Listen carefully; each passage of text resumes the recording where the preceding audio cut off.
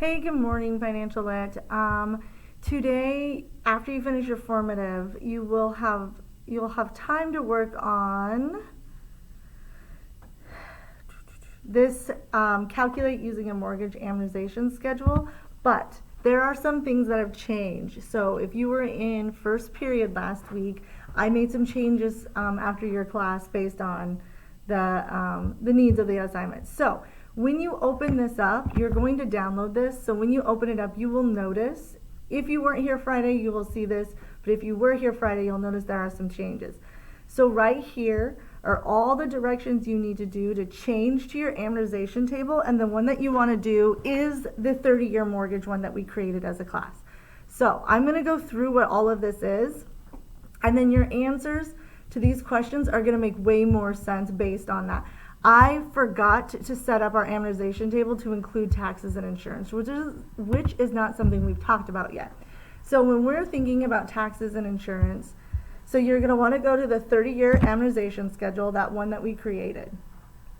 Okay, I highlighted some boxes so that you could see them. You can highlight them, it's up to you. I think it's nicer to know that the only ones that I'm going to be changing are this one, and this one. I guess I would highlight this. Oh, wrong color. And the length of the loan. Okay. So those are the only boxes that you're going to be changing. So what you're going to want to do is you're going to want, and I have the directions, again, I have the directions in the assignment. So in cell D1, put principal for mortgage. So if we look, I've got principal for mortgage in D1. In C1, I've got the down payment. E1, taxes. F1, insurance. This one we're just going to put $15,000. We're just going to get this set up for the first problem. I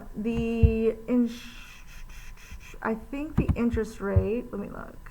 Yeah, 4.38. So then let's change the interest rate to 0.0438. We're going to put 15,000. The principal for that mortgage is going to be 145,000, so we're going to put that. Now, for taxes, this is what you want to put in your cell E2. For insurance, this is what you're going to want to put in for your cell F2. In C4, you're going to put total interest paid, and this is the formula that you want to put in for your total interest paid. Again, remember it's a summation of all the interest paid. Even though each number is different, it's going to add it all up. We're going to put the total amount paid, so the total amount paid on this mortgage is going to be right here, and this is the formula for that. So you can hit pause wherever you need to. Again, these are for 30-year loans. So something that a mortgage does typically is that it'll roll in your taxes and your insurance into your monthly payment. So when we're looking at a monthly payment, we're not looking at just what we would have gotten using that monthly payment formula given on the mortgage. We're going to use that amount and then add taxes for it and insurance. The formula that we're using for both taxes and insurance is an average. It's not going to be specific to this area. It also, taxes and insurance is based on your credit. There's just different things that it's based on. So now you should be able to do that. I will give you time also tomorrow to work on this, especially if you're in first period. Tomorrow we will go on to reviewing for our test, but this is something that you're going to need for the test, so I want to make sure that it's set up properly. If you have questions, if you're in with Mr. Andrews, he can answer those questions. He knows how to do this. But also, again, look at the assignment. It is right here. I walk you through. I say in D1, D2. I don't know why it skips from D1 to D2, but it does.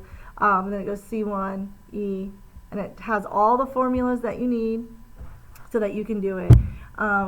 If you have any questions, let your sub know. She can write them down, or he can write them down. Otherwise, ask those, or you write them down, and I'll answer those questions on tomorrow, Tuesday, when I come back. I hope you all have a great day. Bye. I don't know how to stop this.